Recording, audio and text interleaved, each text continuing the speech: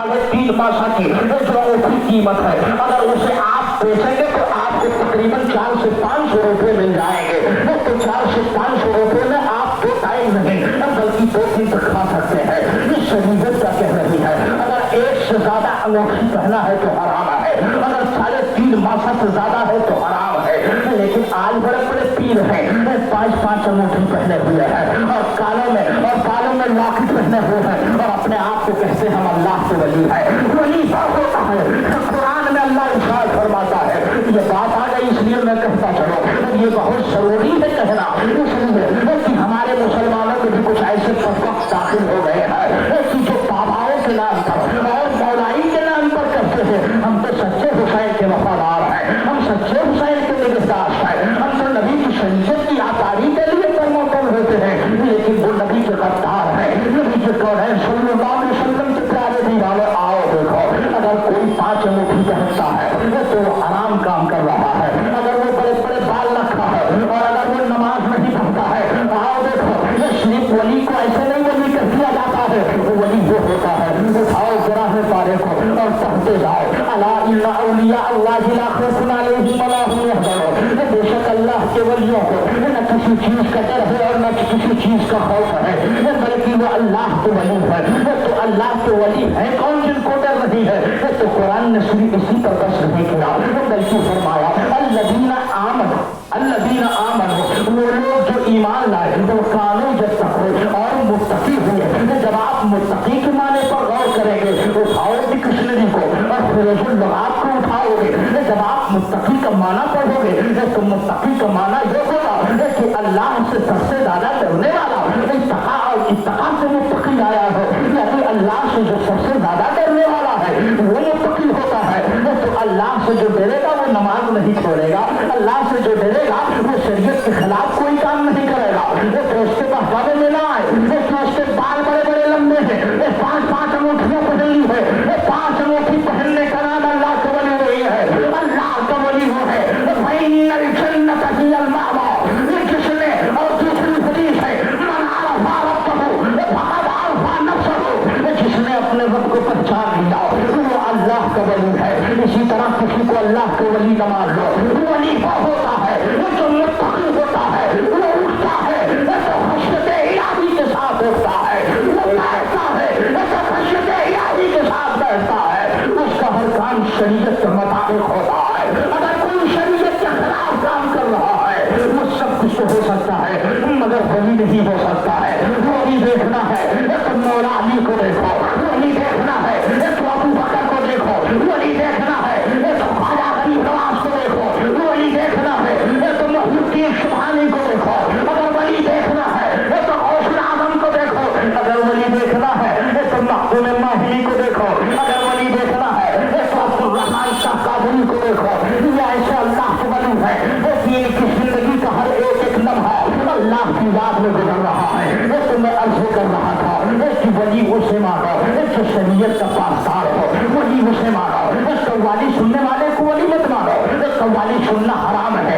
कजेरी नशेरी जितने होते हैं सब अहले सुन्नत में है, इसलिए वो सहन देते हैं। हम तो बहुत बड़े मौलाई हैं, हम बहुत बड़े हुसैनी हैं, सुन्नत मौलाई है ना तो हुसैनी है। जो हुसैन का वफादार होता है वो गरीब नवाज की शक्ल में होता है, वो मखदूम माहिली की शक्ल में होता है, वो गरीब नवाज की शक्ल में होता है, वो जो नबी का गद्दार होता है वो अबू जहली शक्ल में होता है, अबू लहबी शक्ल में होता है, उतबा और शैबा शक्ल में होता है, वो काफिरों की शक्ल का होता है।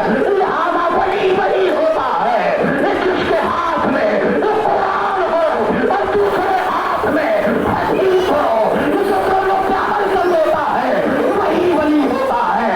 नशेरी वली का वली होता है, नशेरी वली होता है, वली वली होता है जिसके अंदर तकवा होता है, परहेजगारी होती है, वो अल्लाह का वली होता है। बेशक नारे तकबीर, नारे रिसालत, अल्लाह अहले सुन्नत, मुस्लिम जमात कमेटी, जलसे मैदान करबला, हज़रत अल्लामा मौलाना हसनुल्लाह क़िरानी साहब किबला, नारे तकबीर, नारे रिसालत।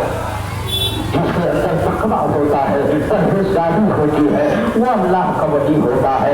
मैं ये कर रहा था कि उन्हीं के बेटे हैं हुसैन, उन्हीं के बेटे हैं हसन, मार के करबला 60 हिजरी को ये मामला पेश आता है।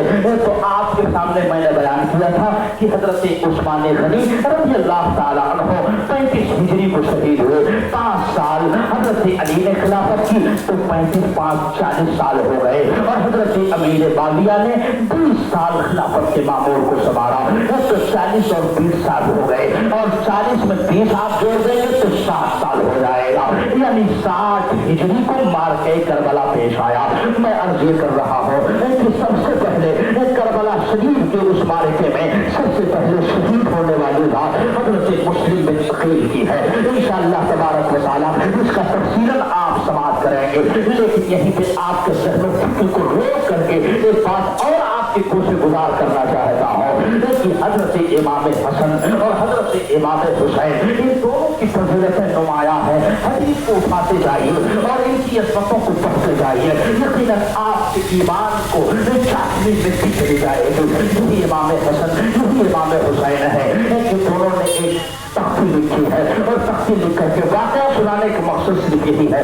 आप वाकयात बार बार सुनते रहते हैं, नबी की बारगाह में तख्ती लेकर के पहुंचते हैं और अर्ज करते हैं अल्लाह के हबीब आप इसमें फैसला करते हैं किसकी तख्ती अच्छी है। तो हजरत नबी कहते हैं जाओ तुम अपनी माँ फातिमा के पास चले जाओ। वो शहजादे फातिमा तो ज़हरा के पास जाते हैं।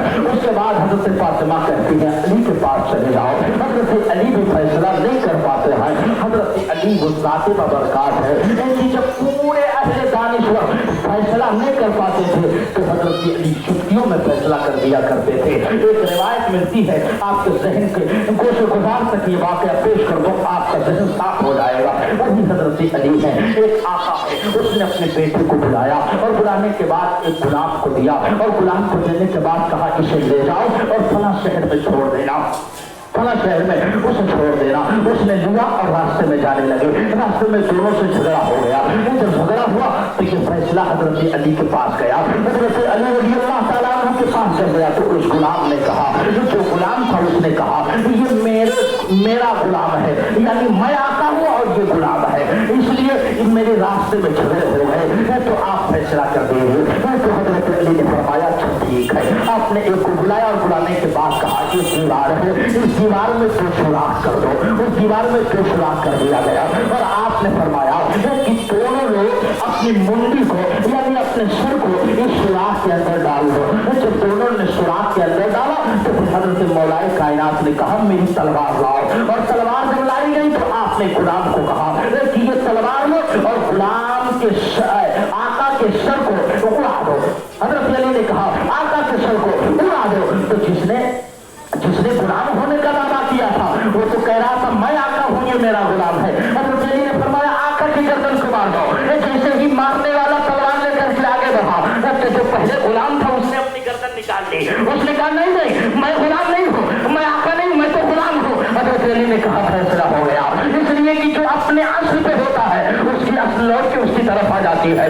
लेकिन हजरत अली रज़ी अल्लाह ताला अन्हु जिन्होंने चंद मिनटों में फैसला कर दिया और फैसले करने की दानिश्वरी अल्लाह ने इतनी अता फरमाई थी, इसलिए नबी ने फरमाया था ना मदीनतुल इल्म वाले बाबा मैं इल्म का शहर वाली उसका दरवाजा है। हम अगर अब बेटों की बात आई है तो फैसला न कर सके। अगर हुसैन की तख्ती कहूँ का सही है तो हसन नाराज हो जाएंगे, अगर हसन की तख्ती कहूँ का सही है तो हुसैन नाराज हो जाएंगे।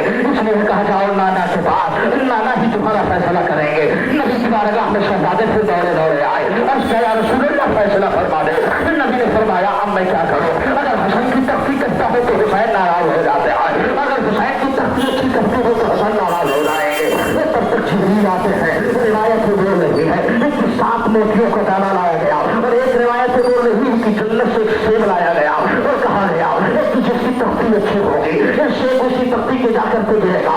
जिब्रील ने तख्ती के ऊपर सेब को उठाना है और बाद रिवायतों में आता है कि 7 मोतियों को उठाना है।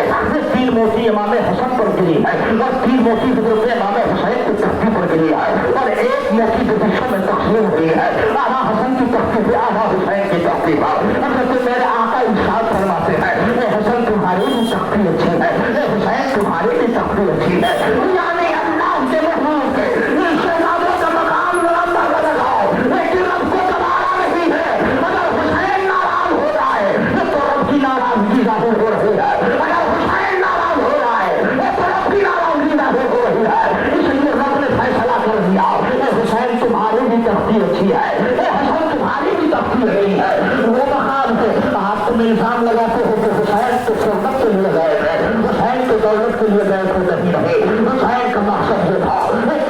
شریعت عام ہو جائے، مصطفیٰ کی شریعت عام ہو جائے، دین کی تبلیغ ہو جائے۔ آقا حسین ہے، آقا حسین رضی اللہ تعالیٰ عنہ ہے، مدینہ المنورہ میں ہے۔ حضرت امیر معاویہ کا انتقال ہو جاتا ہے، آپ نے اپنے بیٹے کو بلایا ہے اور بیٹے کو بلانے کے بعد کہا ہے میرے بیٹے میں خلیفہ ہوں مگر میرے بعد امام حسین خلیفہ